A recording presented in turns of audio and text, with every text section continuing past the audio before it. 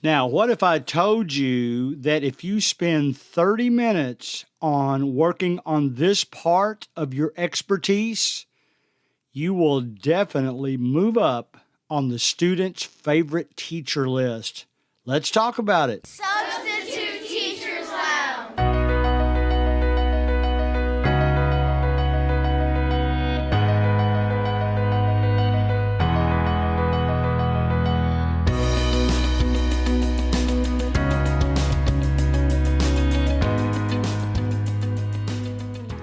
All right, guys, let me say one thing before we get into the main part of the show.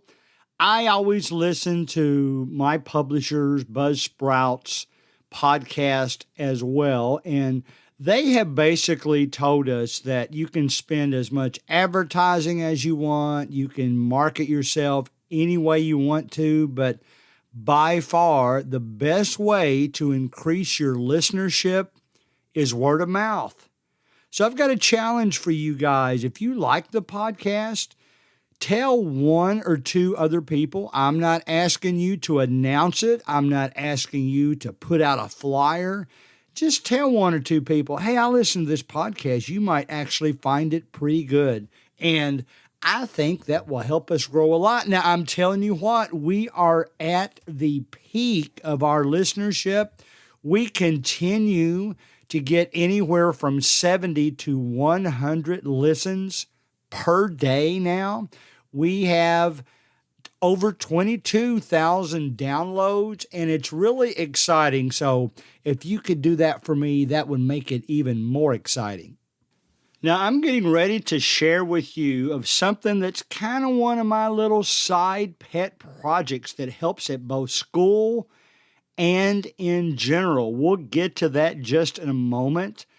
It's kind of ironic when I picked today's topic several days ago. I always keep a list of topics. I try to think ahead so that I don't have to struggle at time to record.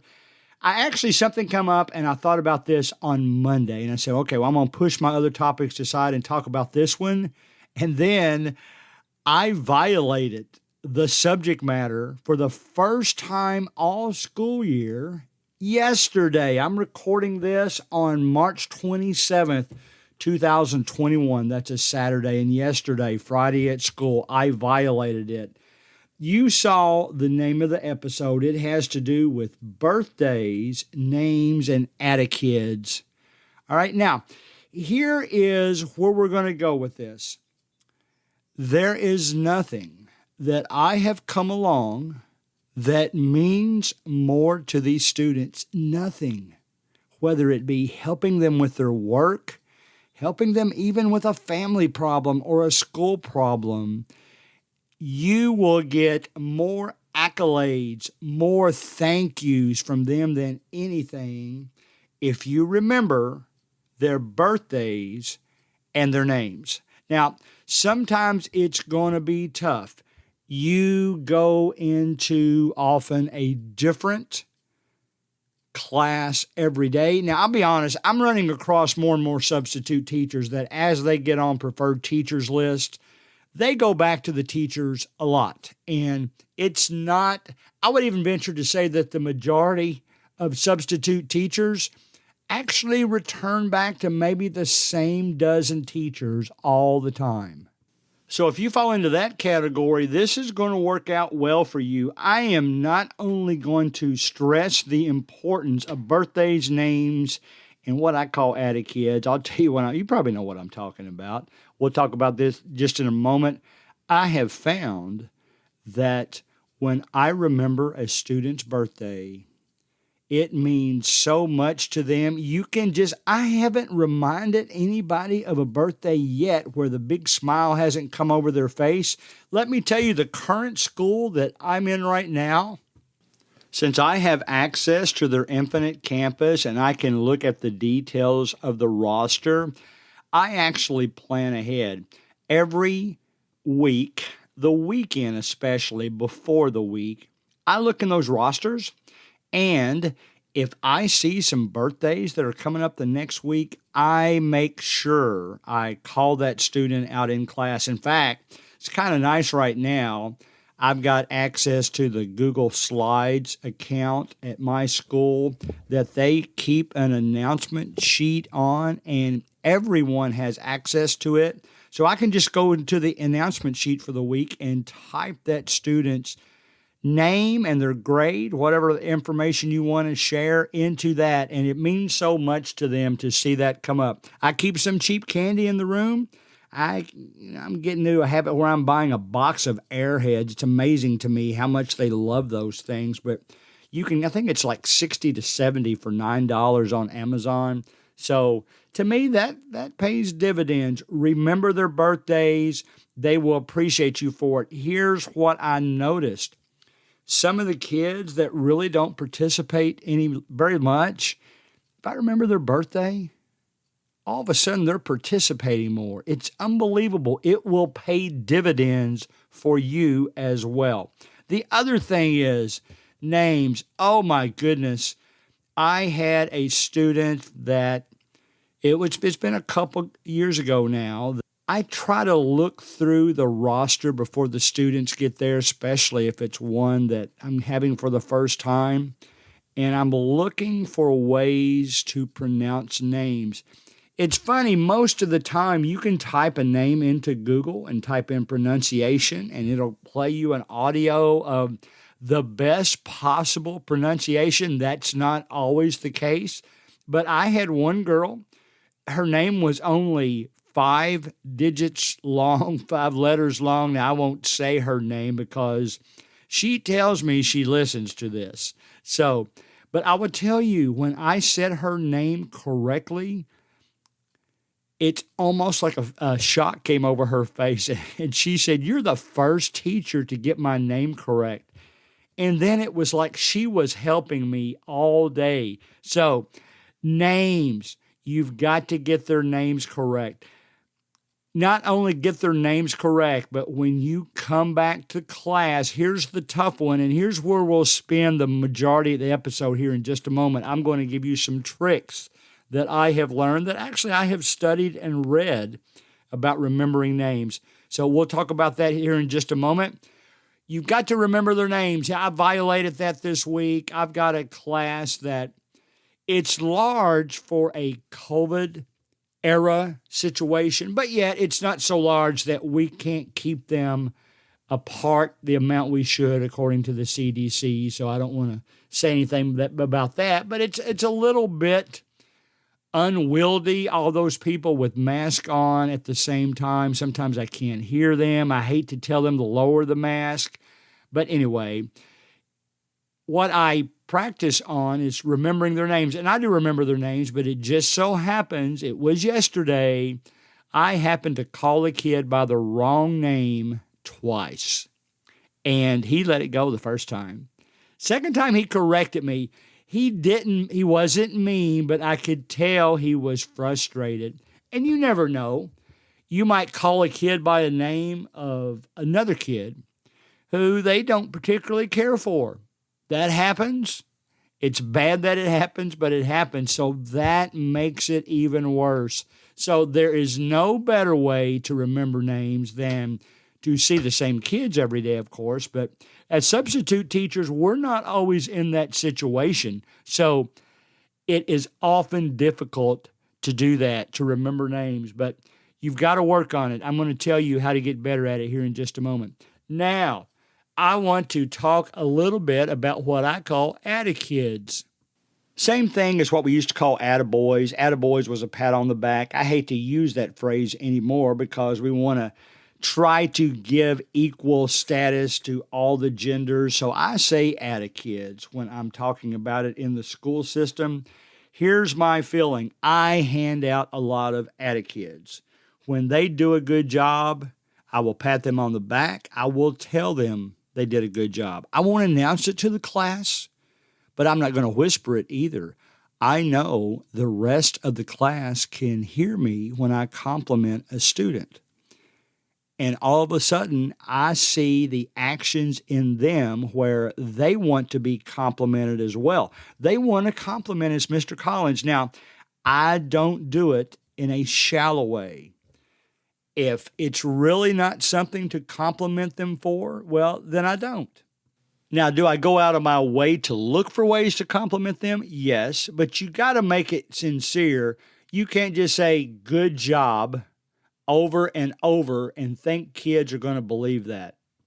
They will instead think that you're just going through the motions, that you say good job because you think you have to. And that's going to backfire, actually. That's probably going to have a worse effect. But if a kid achieves something, what I have found in my math classes, and maybe it's easier to do this with math, I don't know, but we're in a situation now where, CDC says we can be 3 feet apart now if we have our mask on. So it allows me to at least crouch reasonably close to the student and help them. And I don't just give them answers. I walk them through answers. I'll say, what do you think this is saying? How would you approach this? And then I try to word it in such a way as to lead them to the correct answer, but yet in such a way that they feel like that they came to that conclusion without a whole lot of help from me. And usually they do. Sometimes they just don't have the confidence they need. Sometimes even the super confident students, when they're on a new project and they're talking to me, well, they're a little skeptical about what they're saying because they're so afraid for some reason of saying something wrong that they don't say anything. Now, I try to put them at ease. I try to let them know even when they say something wrong, I'll just say, look at it again. Now, they know they're wrong, but I haven't told them they're wrong.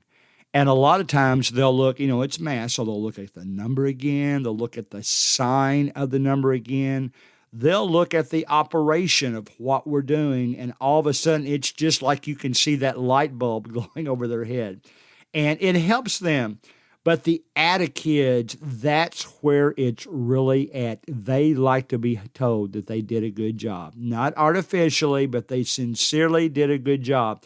Even if I lead them to that good job, I'll say stuff like, perfect, you got it right. I'll say stuff like, keep that up. Maybe I'll even let you help with some other students since you look like you're going to get finished before them. And they really like that. Even though if they're might be a little bit nervous about helping other students, they at least like the fact that I have the confidence in them that I think they could, in fact, help students. Now, if you think they're going to struggle with helping other students, don't tell them to do it. Because if they take it up on you, maybe it's going to backfire a little bit, but give them that chance. They truly appreciate that. And a warning about these next few minutes, I will step on some toes because I'm going to tell you this. If you're not the kind of person that likes to hand out good job compliments, well, I hope you're not the type of person that only hands out negative, because I'm not crazy about that kind of people that always talk negatively all the time. They don't motivate the students in that way. If you're going to talk negative about something a student did, you better be prepared when that student does something good to compliment them for it. If you think they're such a bad kid that you never give them any compliments, well, they won't improve. They won't motivate themselves to improve. And we have lost that child. So that's my soapbox, especially for kids that you have to deal with negative things most of the time. Go out of your way to find ways to sincerely compliment them about something, especially if it's about their work. But even if it's just a project like helping students or you in class, that reaps remarkable benefits. So please don't be that person. You don't have to be like someone who only hands out positive comments. But if you hand out negative comments, you better hand out some positive ones too. In fact, I'll even say it this way. The kids that are positive all the time, as bad as this sounds, they're not going to need as many positive comments. You might hand out a positive comment to a student that earns a lot of negative comments and then not hand out a positive comment to another student who does the same thing. Look for ways with a negative student to hand out compliments. They need that motivation. Compliment the positive students. Do it all the time. But find ways to compliment the quote. I don't throw anybody in a negative category, but to compliment those negative students, give them that motivation they need, and all of a sudden they are not negative anymore. It works. Doggone it. Use that in life too. Use it with adults. It works with adults too.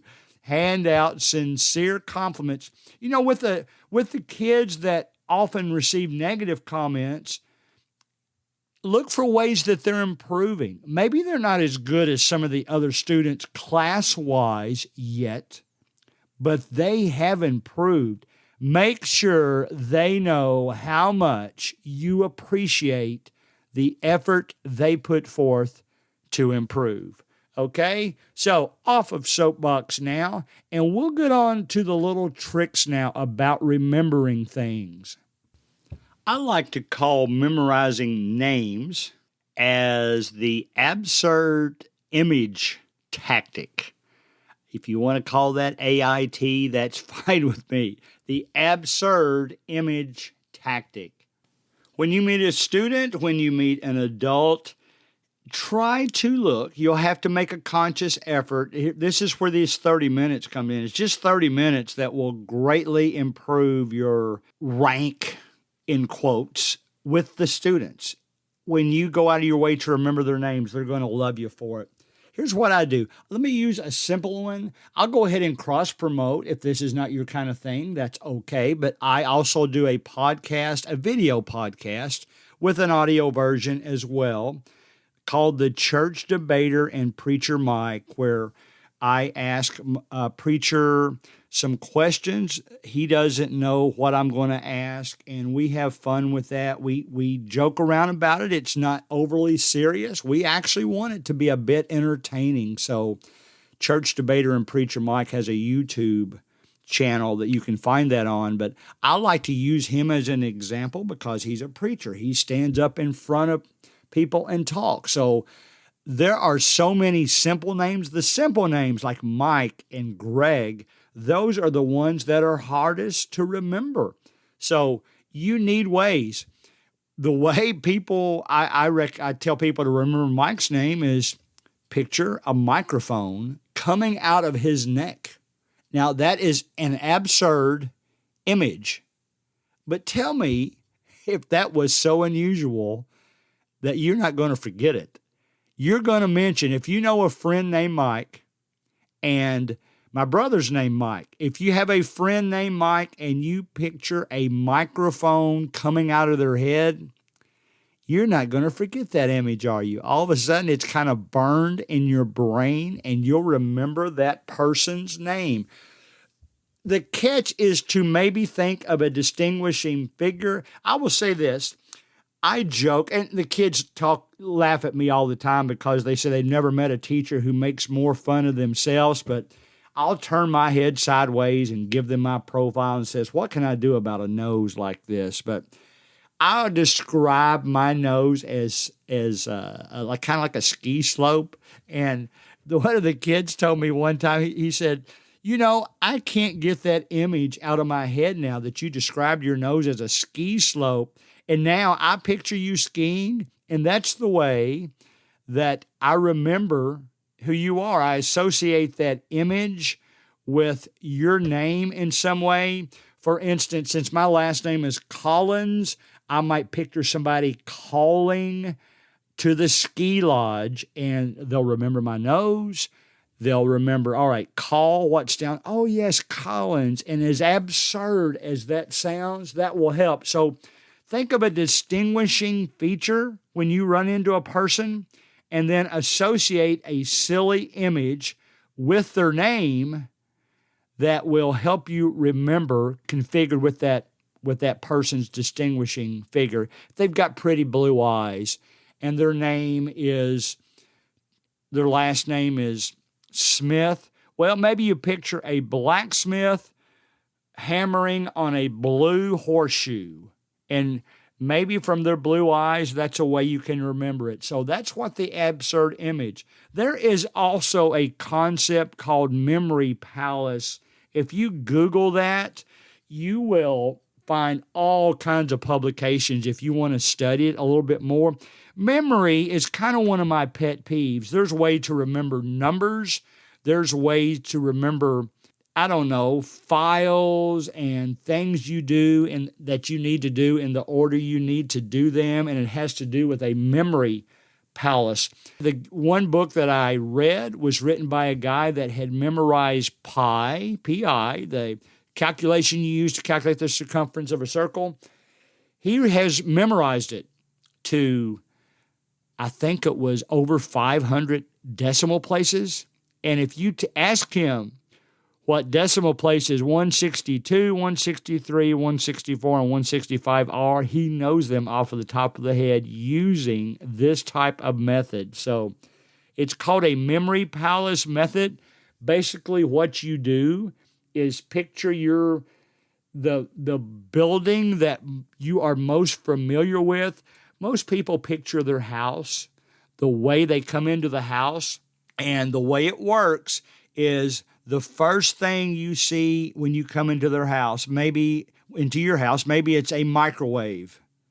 And you know that the first thing you have to do when you get home is to feed the cat.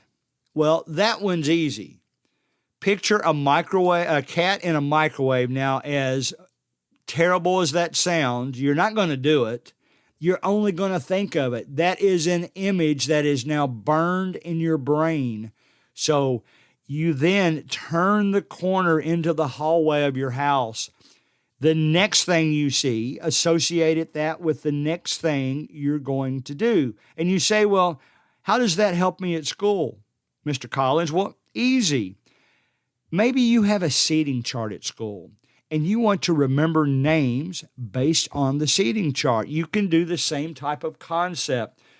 Think of a memory palace, think of your home, and then think of that student's name that you see first, setting next to, maybe if you have a bowl of apples, you picture that students and their name as eating a bite of apple, and make some type, it's going to be different with everybody, make some type of absurd image about that, and that will help you remember it. You'll never forget that image again, okay? So there is a lot more things I could talk about memory palaces.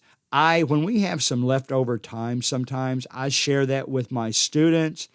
They think it's kind of funny, but yet they have to admit that they're not going to forget that now. They're going to remember things because of what I taught them.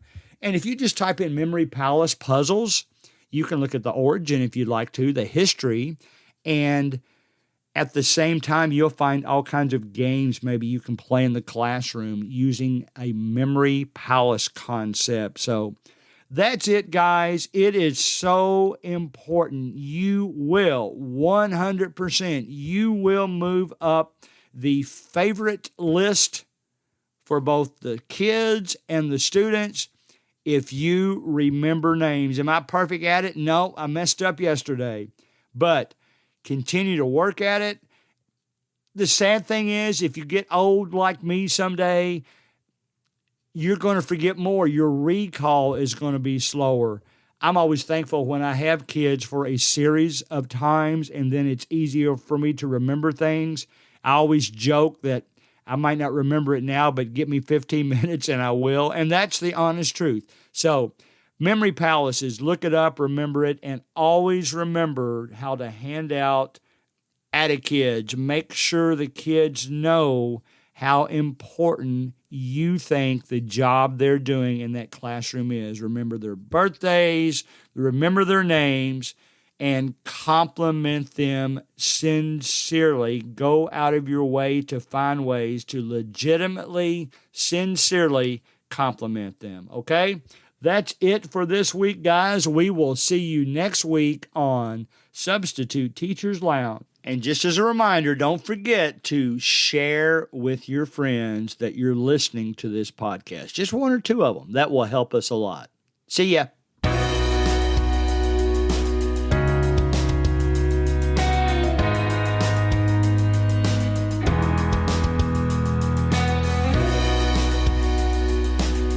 Music provided by Ben Sound.